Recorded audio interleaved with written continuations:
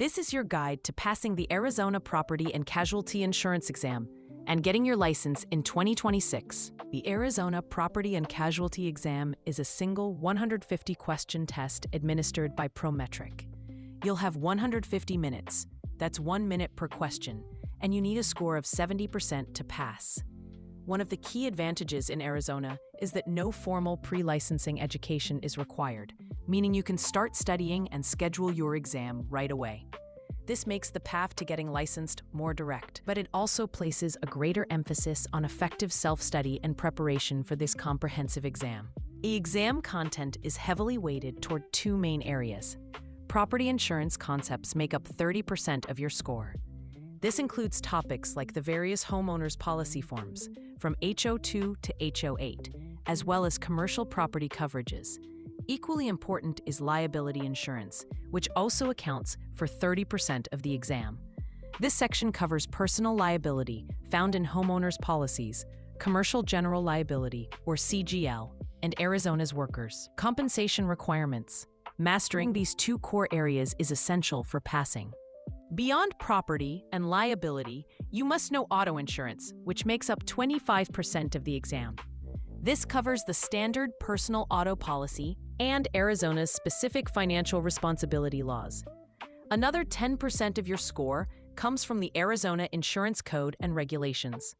This section tests your knowledge of state-specific rules from Title 20, including producer licensing requirements, unfair trade practices, and rules on policy cancellation. A smaller but critical 5% is dedicated to ethics and professional conduct, covering your fiduciary duties.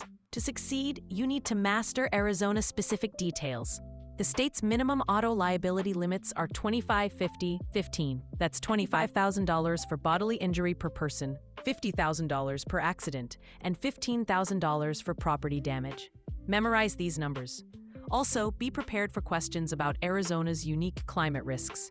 Exam scenarios often involve damage from dust storms, known as haboobs, monsoon flooding, extreme heat, and wildfires.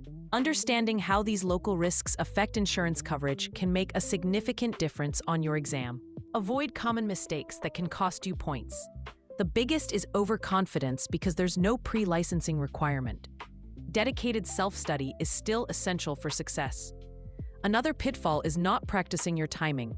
With 150 questions in 150 minutes, you must maintain a pace of about 1 minute per question.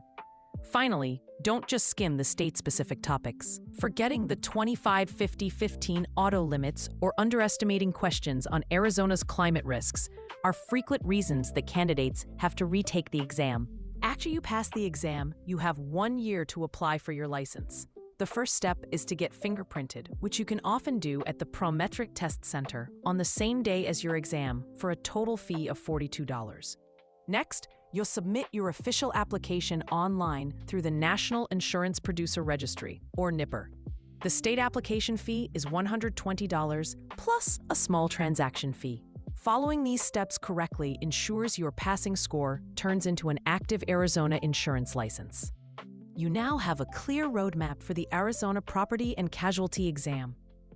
But knowing the topics is just the first step. To truly prepare, you need to practice. At Open Exam Prep, we provide a complete, free study guide, including practice questions with detailed explanations and AI-powered tutoring to help you master the material. Don't pay for expensive courses. Visit openexamprep.com to start studying for free and pass your exam on the first try.